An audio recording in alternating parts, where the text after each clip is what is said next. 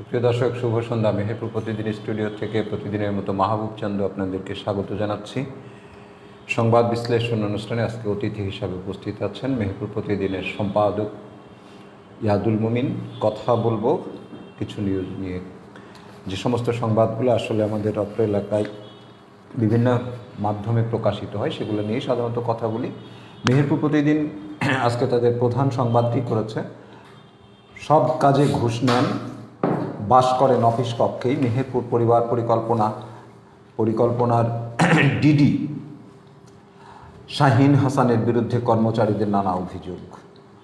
চুয়াডাঙ্গায় ডাকাতির মামলায় ছয় দিনে আটক 14, আদালতে সোপর্দ 10। গাংনীর বামন্দিতে শুধু ট্রেড লাইসেন্স দিয়ে চলছে কমফোর্ট মেডিকেয়ার। মেহেরপুরে ইজি বাইক ও সাইকেলের মুখোমুখি সংঘর্ষে আহত 5, গায়ে আগুন দিয়ে সাবেক ছাত্রলীগ নেতার আত্মহত্যা। স্ত্রীসহ হেনোলাক্সের এমডি গ্রেপ্তার। 7 জনের মৃত্যু শনাক্ত 1998। এটি করোনা ভাইরাসের সর্বশেষ রিপোর্টটি ছিল। আমঝুপিতে প্রধানমন্ত্রীর উপহার ত্রাণ সামগ্রী বিতরণ। আরেকটি আছে শিক্ষক হত্যা, জিতুর বাবার দায় স্বীকার। মেহেরপুর প্রতিদিনের আরেকটি নিউজ আসছে, সেটা হলো কোরবানির পশু জবাই ও মাংস বানাতে মেহেরপুরের শতাধিক দক্ষ ও অদক্ষ কসাই যাবে ঢাকাতে। বন্যায় গৃহহারারা যাবে কোথায়? সিলেটে 40,000, সুনামগঞ্জে 45,000 বসত ভিটা ক্ষতিগ্রস্ত। বন্যায় ক্ষতিগ্রস্ত মানুষের পাশে মেহেরপুরের জেলা ইমাম সমিতি। 1000টা পদ্মা সেতু করলেও সরকার জনগণের রাস্তা পাবে না, এটি একটি জাতীয় নিউজ ফখরুল ইসলাম আলমগীরের। এবারের ঈদে দৌলতদিয়া পাটুরিয়া থাকবে না ভোগান্তি, চলবে 21টি ফেরি। এই ছিল মোটামুটি আমাদের মেহেরপুর প্রতিদিনের সংবাদ। মাথা ভাঙা তাদের প্রধান সংবাদটি করেছে, গায়ে আগুন দিয়ে প্রতারণার শিকার সাবেক ছাত্রলীগ নেতার আত্মহত্যার প্ররোচনার মামলায় হেনোলাক্স গ্রুপের মালিক স্ত্রীসহ গ্রেপ্তার। চুয়াডাঙ্গাবাসীর ভালোবাসায় ঋণী এমপি সেলুন জোয়ারদার চাইলেন সকলের দোয়া। চিকিৎসা শেষে দীর্ঘ 3 মাস পর নিজ এলাকায় ফেরার পথে বদরগঞ্জে বিশাল গণসংবর্ধনা। বিজিবি ও র্যাবের সোর্স, রনিকে কুপিয়ে জখম। ঢাকা বিশ্ববিদ্যালয়ে 4 অনুষদের ফলাফল। চুয়াডাঙ্গার জেবিনের চমক। 2.5 ঘন্টা পর মেলেনি টিসিবির পণ্য, প্রচণ্ড ভিড়ে স্ট্রোক করলেন প্রবাসীর স্ত্রী। এই ছিল মোটামুটি খবর আমাদের এই পত্রিকাগুলার বা পোর্টালগুলোতে একই খবর। ইয়াদুল মুমিন, আপনাকে স্বাগত জানাচ্ছি। জি, ধন্যবাদ আপনাকে। আমি প্রথমে যদি মেহেরপুরের আজকে প্রধান সংবাদটি দিয়ে আলোচনাটা শুরু করি, সব কাজে ঘুষ নেন, বাস করেন অফিস কক্ষেই। এই পরিবার পরিকল্পনার ডিডি শাহিন হাসানের বিরুদ্ধে যে সংবাদটি, এ ধরনের সংবাদ অনেকই আছে। আমরা যদি আসলে ইনাকে দিয়ে শুরু করি, যে তার রিপোর্ট অনুযায়ী সকল কিছুতেই স্বীকারোক্তি। কীভাবে চাকরি করেন, তারপরেও বিভাগীয় কোনো পদক্ষেপ আসলেও হবে কি না, এগুলোর কোনো নাকি স্বীকার করে নিউজ হলো, এখানেই শেষ। জি, ধন্যবাদ আপনাকে, এবং একই সাথে মেহেরপুর প্রতিদিনের সকল দর্শক এবং শ্রোতা যারা আছেন তাদেরকেও শুভেচ্ছা জানাচ্ছি এবং অভিনন্দন জানাচ্ছি আজকে এই অনুষ্ঠানটি দেখার জন্য।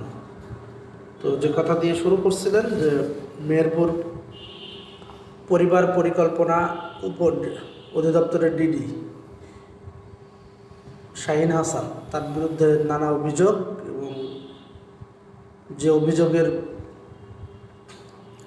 একটি কপি আমাদের কাছে দেওয়া হয়, এবং দেওয়ার পরে আমরা কালকে, আপনি নিজেও ছিলেন, আমরা দুজনই সেটা তার বিভিন্ন জায়গায় এবং তার অফিসেও আমরা এটা সরজমিন করি। প্রথমেই যখন সরজমিনে যাই, অফিসে গিয়ে দেখি যে মনে হচ্ছে এটা টোটালি একটা বাসা, একজনের বাস করার মতো উপযোগী করে তৈরি করা একটি বাসা। ঢোকে দেখছি রান্নার স্মেল, দেখছি যে একটা মহিলা রীতিমতো অফিসে রান্না করতেছে, বিভিন্ন রকমের খাবার রান্না করতেছে। খোঁজ নিয়ে জানলাম উনি হচ্ছেন পরিবার পরিকল্পনা মুজিবনগর অফিসের আয়া। তার হাতের রান্না ভালো, তাই ওনাকে এখানে ডেপুটেশনে নিয়ে এসে ওনার রান্নাটা করে নিচ্ছে এবং 3 বেলায় উনি রান্না করেন। শুধু রান্নাই করেন না, ওই ডিডির কাপড় চোপড়ও পরিষ্কার করেন, প্রতিনিয়ত কাপড় চোপড় ধুয়ে দেন, অফিস পরিষ্কার করেন, রান্নাও করেন। এক কথায় একটা বাড়িতে যেমন একটা আয়া থাকলে যে কাজগুলো করেন উনি সেই কাজগুলো করতেছেন। আমি সরকারি বেতনভুক্ত একজন কর্মচারী। একজন কর্মচারী। আমি জিজ্ঞাসা করছিলাম যে আপনি কেন করতেছেন এখানে এগুলো? বললো স্যারের হুকুম, আমাকে করতে হবে, আমার তো কিছু করার নেই। অ্যাকচুয়ালি তাই ঊর্ধ্বতন কর্তৃপক্ষ যদি তাকে বলে কী বা করবে সে। এটা গেল একটা বিষয়। পরবর্তী আরেকটি রুম আছে, সেখানে রীতিমতো বেড দিয়ে বাসায় যেমন থাকতে হয়, একটা বেডরুম যেমন হয় সেভাবে একটি রুম সাজানো, ওই রুমে তিনি বাস করেন। সেটাও সরকারি অফিস। এই যেতে যেতেই কয়েকজন স্টাফ আমাকে একটু অন্য ঘরে নিয়ে গেল। নিয়ে যাওয়ার পরে বলল যে সরকারি কর্মকর্তা কেন অফিসে থাকবেন, আমাদের কেন এটা দেখতে হবে, আর থাকবেনই যখন উনি তাহলে কেন বাড়ি ভাড়া কাটেন। মানে অফিসে যেতে না যেতেই তারা বুঝতে পারছে যে আমরা এই কাজগুলো নিয়ে আসছি, তখন তারা কিন্তু অভিযোগ করে। যদিও তারা নাম প্রকাশ করতে চায়নি, কিন্তু তারা কিন্তু অভিযোগগুলো করেছে। তারপর আমরা যখন তার কাছে গেলাম, যাওয়ার পরে তার যে অভিযোগগুলো, যে একটা কর্মকর্তার বিরুদ্ধে অভিযোগ কখন দেয়, তার অধীনস্থ কর্মচারীরাও যখন দেখে যে দেয়ালে পিঠ থেকে গেছে, আর কোনো সুযোগ নেই, তখনই কিন্তু অভিযোগটা দেয়। এবং অভিযোগ দিয়েছে সরাসরি মহাপরিচালকের দপ্তরে। এখন বিষয়টা হলো যে অভিযোগগুলো কেমন, যে কোনো কাজ ফাইল সিগনেচার করাতে গেলে তার টাকা লাগে, যে কোনো কাজ, সেটা এসিআরের জন্য হোক, কোনো একটি অনুষ্ঠান কেন্দ্রিক সেই সিগনেচার হোক, কোনো একটি মনে করেন যে অফিসিয়াল যে ক্রয় সংক্রান্ত যে বিষয়গুলো আছে বরাদ্দ, সেগুলো হোক, যে কোনো বিষয় নিয়ে তার কাছে গেলেই তাকে টাকা দেওয়া লাগে। চাকরি সংক্রান্ত ব্যক্তিগত ফাইল গেলেই তাকে টাকা দেওয়া লাগে। গত পরশুদিন সদর উপজেলার এক স্টাফ এসিআরে সই করতে গিয়েছিলেন, তার কাছ থেকে 1200 টাকা নেওয়া হয়।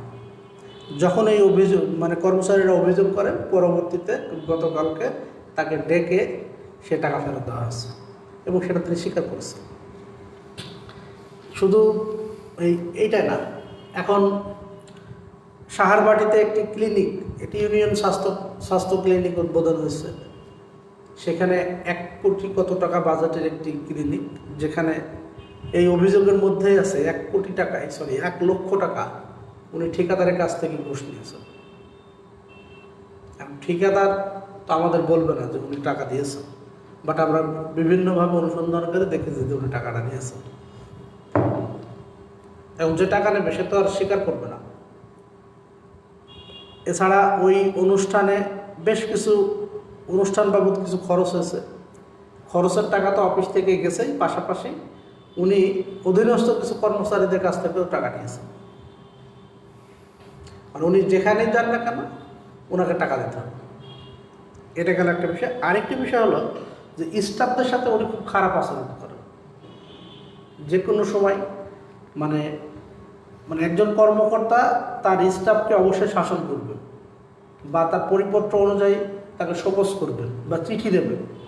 সেইগুলো না করে উনি কী করেন, উনি গালিগালাজ করেন। উনি স্টাফকে ঘর থেকে বের হওয়ার জন্য গেট আউট বলেন, এই ধরনের নানান ভাষা ইউজ করেন। আসলে একজন কর্মকর্তার কাছ থেকে যখন একজন কর্মচারী এই আচরণটা পায়, তখন সে ওইখানে আর কোনো দেখে না, আশা দেখে না। আশা না দেখে কিন্তু তারা কিন্তু এই ধরনের একটা অভিযোগ করে বসে। তাই 169 জন না কতজন স্টাফ আছে জেলা অফিসের আন্ডার অধীনস্থ, তার মধ্যে 42 জন লিখিত অভিযোগ দিয়েছে। 42 জনের স্বাক্ষরিত একটা লিখিত অভিযোগ।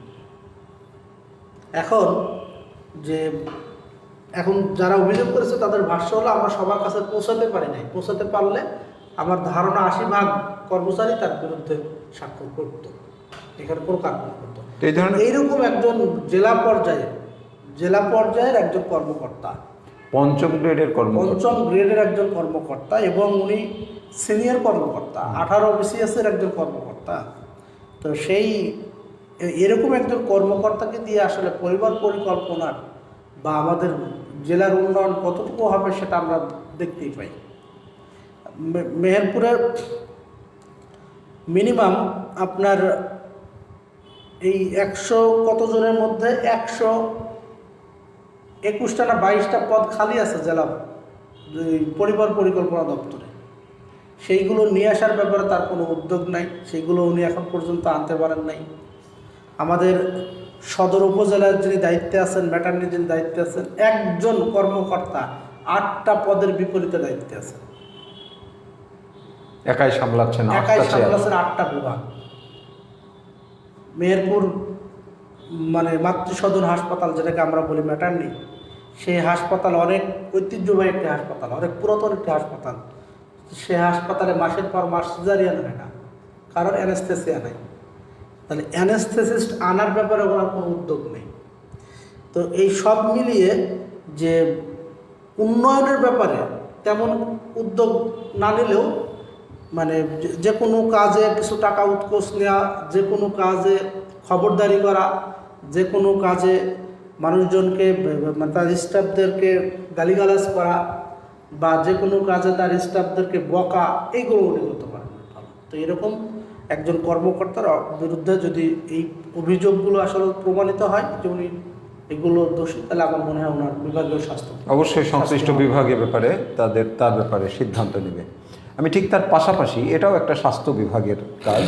গাংনীর বামন্দিতে শুধু ট্রেড লাইসেন্স দিয়ে চলছে কমফোর্ট মেডিকেয়ার।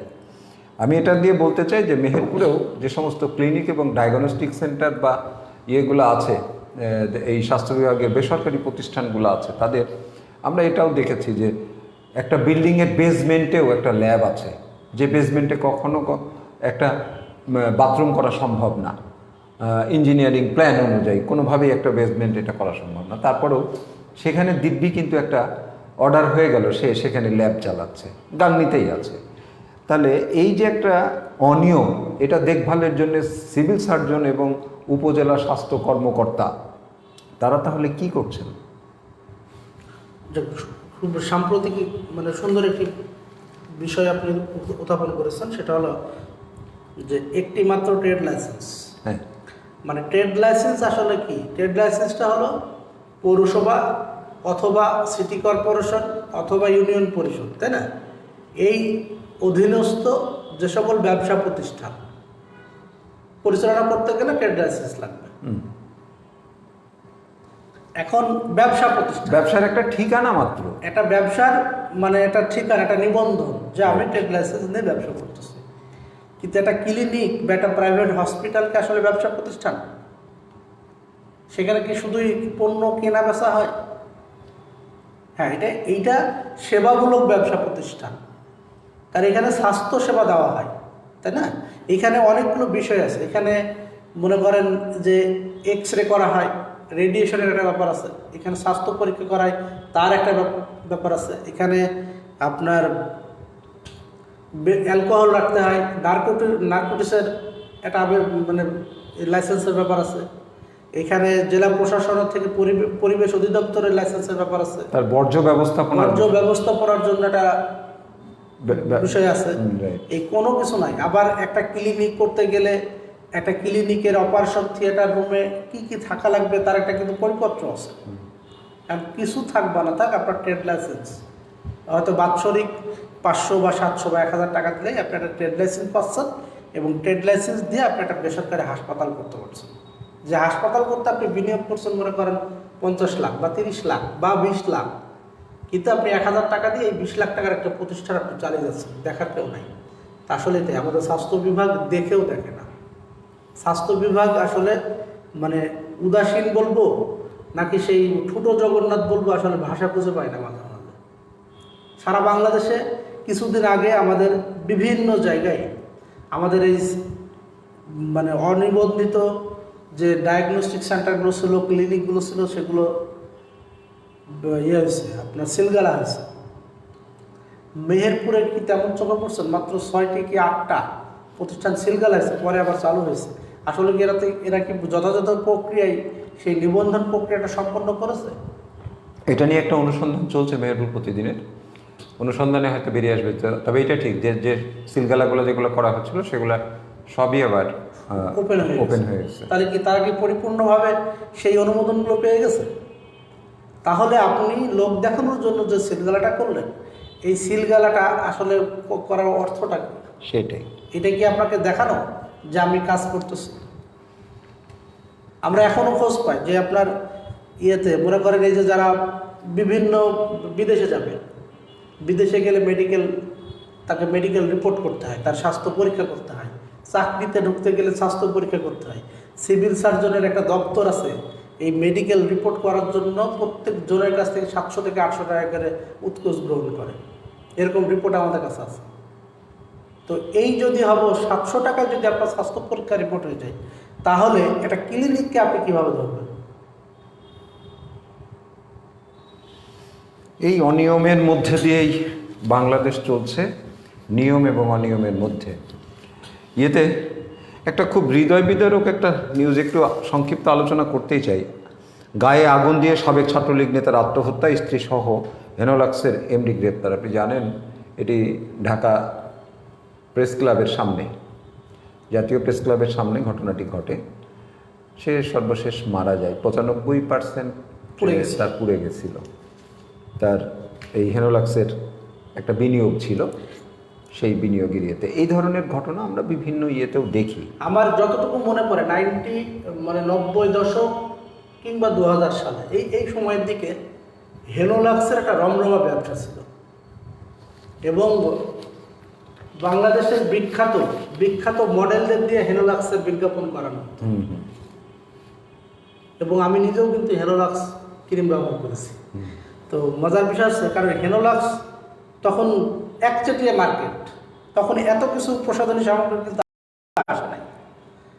তো সেই হেনোলাক্সের সেই ব্যবসা কিন্তু এখন আর নাই, কিন্তু তার যে সেই মার্কেটিং সেই ঐতিহ্যটা কাজে লাগিয়ে সে বিভিন্ন জায়গায় এই হেনোলাক্সের যিনি হেনোলাক্সের এমডির নামটা আমার নুরুল আমিন, বিভিন্ন জায়গায় উনি প্রজেক্ট তৈরি করে আর বিনিয়োগের লাভের লোভ দেখাইয়ে বিনিয়োগ আকৃষ্ট করে। তার একটি প্রমাণ কিন্তু আমাদের এই যে কুষ্টিয়ার সাবেক ছাত্র নেতা 1,20,00,000 টাকা তিনি বিনিয়োগ করেছেন, নিশ্চয় ব্যবসার আশায়, লাভের আশায়। যখন দেখলেন যে তার এই বিনিয়োগটা পানিতে যাচ্ছে, জলে যাচ্ছে, তখনই কিন্তু আর কোনো কূল কিনারা না পেয়ে তিনি কিন্তু আত্মহরণের পথটা বেছে নিলেন। এইরকম একজন ছাত্র নেতা যখন আত্মহরণের পথ বেছে নেয়, তাহলে আপনি চিন্তা করেন যে এরকম তিনি তো সাহস দেখিয়েছেন, আত্মহরণের জন্য সাহস দেখিয়েছেন। যদিও আত্মহত্যা মহাপাপ বা আত্মহত্যা কাপুরুষের কাজ, কিন্তু উনি যে কাজটি করেছেন সেই কাজটি হলো যে হেনোলাক্সের মতো যে কোম্পানিগুলো আছে, হেনোলাক্সের এই নুরুল আমিনদের মতো যে মানুষগুলো আছে, তাদেরকে শিক্ষা দেওয়ার জন্য উনি একটা কাজ করে গেলেন। সরকার এই জায়গা থেকে আমার মনে হয় এবার এই নুরুল আমিনদের মতো মানুষগুলো, যারা মানুষকে ফাঁদে ফেলে, যারা মানুষকে প্রলোভন দেখিয়ে কোটি কোটি টাকা তারা বিভিন্ন প্রকল্পে বিনিয়োগ নিয়ে মানুষকে সর্বশান্ত। ইয়াজুল মুমিন, আমি যদি বলি যে আসলে মেহেরপুরের এই হেনোলাক্সের বিষয় নিয়ে আলোচনা করছি, কিন্তু মেহেরপুরে আমরা দেখেছি যে অনেক এই সমবায় থেকে জাস্ট একটা রেজিস্ট্রেশন নিয়ে তারা এখানে লোন দিয়েছে। যেমন জনতা মার্কেন্টাইল মেহেরপুর সমবায় থেকে না, এটা সম্ভবত কুষ্টিয়া না, আমাদের জনতা বলে আরেকটা ছিল হোটেল বাজারেই। জনতা মার্কেন্টাইল তো এখনো আছে। জনতা মাল্টিপারপাসটা হচ্ছে আপনার হেড অফিস ছিল সম্ভবত দৌলতপুর। তারপরে এহসান এস ইসলাম, তারপরে আইডিয়াল। তবে আমাদের মেহেরপুরে অনেকগুলো আছে। তার মধ্যে কিছুদিন আগে গাড়াবাড়িতে একটা প্রতিষ্ঠান, প্রায় 15-20 কোটি টাকা নিয়ে উধাও।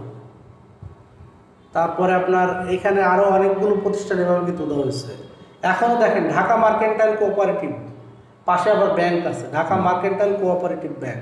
যে ব্যাংকটা সে একটা লিখতে পারে না। তফসিলি ব্যাংক ছাড়া কেউ ব্যাংক লিখতে পারে না, বাংলাদেশ ব্যাংকের অনুমোদন ছাড়া। অথচ সমবায় সমিতির একটা অনুমোদন নিয়ে তারা ব্যাংক লিখতেছে। মেহেরপুর সমবায় সমিতি কি করে বলেন আপনি? মেহেরপুরে যে সমবায় অফিস আছে তারা কি করে? হয়তো তারা একটা রিপোর্ট দেয়, বাৎসরিক একটা রিপোর্ট দেয়, তাদের কি ভূমিকা এতটুকুই? আজ পর্যন্ত দেখছেন যে তাদের এই বিষয়গুলো নিয়ে কোনো মোবাইল কোড করা বা তাদের বিষয়ে কোনো মামলা করা, তাদের বিষয়ে কোনো খোঁজখবর নিয়ে তাদেরকে প্রতিনিয়ত পর্যবেক্ষণ করা বা ব্যাংক লিখতে পারবে না এই ব্যাপারে কোনো করা? হ্যাঁ, মেহেরপুরের যে মার্কেন্টাইল ব্যাংক কোঅপারেটিভ ব্যাংক, এটা হয়তো মেহেরপুরের শাখা, কিন্তু মেহেরপুর থেকে তো কার্যক্রমটা শুরু হতে পারে কিনা? অবশ্যই অবশ্যই পারে। এরকম অসংখ্য সমবায় সমিতির নামে অসংখ্য মানুষ প্রতারিত হয়েছে। তো এখানে শুধু সমবায় অফিস কেন, এটা ওপেন যে ব্যাংক লিখছে, এখানে ডিসি অফিসও তো এটাকে কোনো পদক্ষেপ নিতে এখন পারে। কে কি পদক্ষেপ নেবে এখন তারা দেখছেন, তারা বিষয়টা দেখছেন, কিন্তু আমরা তো দেখছি যে সমবায় সমিতি বা কোঅপারেটিভ ব্যাংক বছরের পর বছর বছরের চলছে। পর বছর কিন্তু ব্যাংক নাম দিয়ে তারা কিন্তু ওটাকে ব্যাংক, মার্কেন্টাইল ব্যাংক বলা হয়, মার্কেন্টাইল কোঅপারেটিভ ব্যাংক, তারা কিন্তু কাজটা করে যাচ্ছে আর আমরা দেখে যাচ্ছি। অবশ্যই সংশ্লিষ্ট বিভাগ বিষয়টি খতিয়ে দেখবে। আমি আরেকটি নিউজ হয়তো পড়তে পারবো। মেহেরপুরের শতাধিক দক্ষ অদক্ষ কষায় যাবে ঢাকাতে কোরবানির পশু জবাই ও মাংস বানাতে। এই প্রতি বছর এই নতুন একটা ডাইমেনশন যুক্ত হচ্ছে কয়েক বছর ধরে ঢাকাতে এই যে যায়। বিষয়টা কি বেশ ভালোও লাগছে যে এই ঢাকাতে কিন্তু আসলে ওই সময় কষায়ের কিন্তু ঘাটতি পড়ে, প্রায় সকলে কোরবানি দেয়। একটা মহানগর, সেটা আমাদের ক্যাপিটাল। এইটা আসলে নতুন না, এটা নতুন না এই কারণে বলি যে আমি যখন কুষ্টিয়াতে লেখাপড়া করতাম 2002-03 সালের দিকে, তখন ওই কুষ্টিয়া থেকে একটা দল ওই ঢাকায় যেত। আচ্ছা, সেক্ষেত্রে হয়তো এটা প্রচার পাইনি। আমি তখনও দেখেছি। আমি হঠাৎ করে আমি একটা কোম্পানিতে জব করতাম, সেখানে আমার অধীনস্থ একটা কর্মচারী ছিল, সে নিজেও যেত। আচ্ছা, ওই ঈদের আগে যে 3-4 দিন ছুটি পেত, সেই ঈদে সে তার বাবা মাংস ব্যবসায়ী ছিল, সে নিজেও যেত। তো বললো যে বুদ্ধি হওয়ার পর থেকে ঈদ কুষ্টিয়াতে খুব কমই করা হয়েছে, কেন করা হয়নি? তো তখন তার জবাবটা ছিল এরকম যে আমরা তো মাংস এই তৈরি করার কাজ করি, আমার বাবা চাচারা, তো তাদের সাথে আমরাও যাই। গেলে হয় কি, দেখা গেছে 2 দিন, অনেকে কোরবানি ঢাকাতে কিন্তু 3 দিনও দেয়। 3 দিন হবে। 3 দিনও দেয়। এই 3 দিনে দেখা গেছে এক একজন, সেই সময় কথা বলছি, এক একজন 15,000, 12,000, 10,000 করে ইনকাম করে আসে। সেই সময়ের কথা, আজ থেকে 20 বছর আগের কথা। তো এটা যখন মেহেরপুরে চলে আসলাম, মেহেরপুরেও ইদানিং দেখছি এই জিনিসটা চালু হয়েছে যে মেহেরপুরের মানুষও কিন্তু যাচ্ছে। তবে মেহেরপুর শহরের যারা এই মাংস ব্যবসায়ী আছে বা কষায় আছে, তারা হয়তো খুব বেশি যায় না, কারণ তারা নিজেরাই অনেক বড় ব্যবসা করে, অনেকেই ব্যবসা করে। কিন্তু গ্রাম অঞ্চলের অনেকেই কিন্তু যায়, এবং গেলে কি হয়, তারাও দেখা গেছে ওই 3-4 দিন একটু কষ্ট করে 20,000, 25,000 বা 15,000 টাকা এক একজন ইনকাম করে নিয়ে আসে। কারণ আমাদের মেহেরপুর শহরেও আমরা যারা কুরবানি করি, অনেকেই তো ছাগল প্রসেসিং জানে না, গরু প্রসেসিং জানে না, আমাদেরকেও তো কিন্তু মানুষ ভাড়া করতে হয়। তখন সেক্ষেত্রে আমরা তো টাকা দিই, আমাদের এখানে নাই কম টাকা। আমরা যদি মনে করেন একটা গরুতে 5,000 টাকা দিই, তাহলে ঢাকাতে সেই গরুতে দিতে হবে 20,000 বা 30,000 টাকা, তাই না? তো ব্যাপারটা এরকম। এটা এই সিজনাল একটা ব্যবসায়ের বিষয়টা ভালো ব্যাপারও বটে, তার কারণ যারা কোরবানি দিচ্ছে তাদের তো আর এটা 3-4 দিন সে তো বাড়িতে বসে থাকবে, এই 3-4টা দিন তার হাতের কাজ দিয়ে সে একটা মানে ইনকাম করছে বা উপার্জন করছে, অবশ্যই এটা ভালো। রাইট। আমাদের সময় প্রায় শেষ। এবার ঈদে দৌলতদিয়া পাটুরিয়া থাকবে না, কোনো ভোগান্তি, চলবে 21টা ফেরি।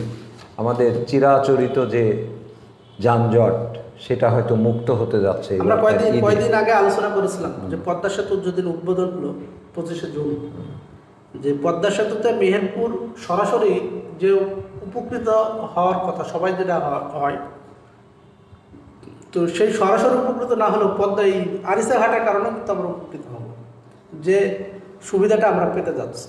আমরা তারপরে খবর শুনেছি যে আগে ফেরির জন্য আমাদেরকে ওয়েট করতে হতো, এখন আমাদের জন্য ফেরিকে ওয়েট করতে হয়।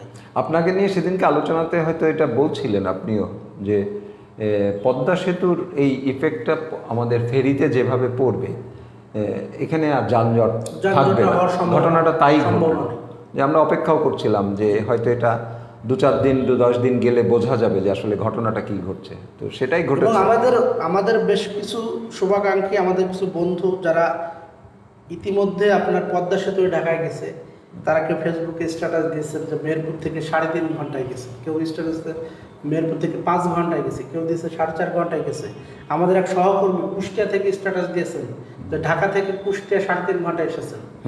তো এই যে একটা ব্যাপার, আমি একজন টিকিট কাউন্টার মাস্টারের সাথে কথা বলেছি, উনি বলেছেন যে আমাদের এখন যদি আমরা ঘাট হয়েও যাই সর্বোচ্চ 5 ঘন্টা লাগবে বাসে চড়ে যেতে।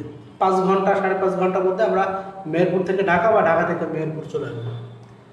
এই যে এই যে সময়ের যে ব্যাপারটা, এই সময়ের মূল্যটা আমরা এতদিন দিতে পারি না, কিন্তু এখন দিতে পারবো। একটা যোগাযোগ ব্যবস্থা একটা যোগাযোগ কেন্দ্র করে ব্যবস্থায় আমাদের এই টোটাল এই কুষ্টিয়া জেলাটা আমূল পরিবর্তন করে দিয়েছে। আমূল পরিবর্তন, যে পরিবর্তনটা আমাদের অর্থনীতির পরিবর্তন, যে পরিবর্তনটা আমাদের টোটাল ভৌগোলিক অবস্থার পরিবর্তন। এবং আমি বিশ্বাস করি যে এই পরিবর্তনের মাধ্যমে আমাদের মুজিবনগরের যে পর্যটন ইয়েটা আছে, সেই পর্যটনের বিকাশ হবে। ভবিষ্যতে হয়তো আমাদের সেটাও- মুজিবনগর একটা সুবিধা পাবে যে এবং পর্যটক। এমনও হতে পারে, সেটা হতে পারে এই মুজিবনগরটা মিডিল হয়ে কলকাতা ঢাকা মাঝখানে আছে মুজিবনগর, এটা সেতু বন্ধনের কাজও করতে পারে। অনেক ধন্যবাদ আপনাকে, আমরা সময় শেষ করে জি, ফেলেছি। আপনাকেও ধন্যবাদ আমাকে এত এই সুন্দর একটি অনুষ্ঠানে আমন্ত্রণ জানানোর জন্য। সুপ্রিয় দর্শক, শুনছিলেন মেহেরপুর প্রতিদিনের সম্পাদকের কাছ থেকে আমরা কিছু সংবাদের বিশ্লেষণ শুনলাম। প্রতিদিনই আমরা অনুষ্ঠানটা করছি, শুধুমাত্র শুক্রবার বাদে। নিশ্চয়ই আপনারা আমাদের সাথে থাকেন, অনুষ্ঠানটা দেখেন এবং আমরা পরামর্শ প্রত্যাশা করি আপনাদের কাছে। করোনার প্রাদুর্ভাবের কথা আমরা প্রতিদিনই বলছি। মেহেরপুরেও কিছুটা তার প্রভাব বেড়েছে। সেই ক্ষেত্রে আমরা সকলে যেন করোনার এই প্রভাব থেকে মুক্ত থাকি, সেজন্য অবশ্যই আমাদের স্বাস্থ্যবিধি মেনে চলতে হবে।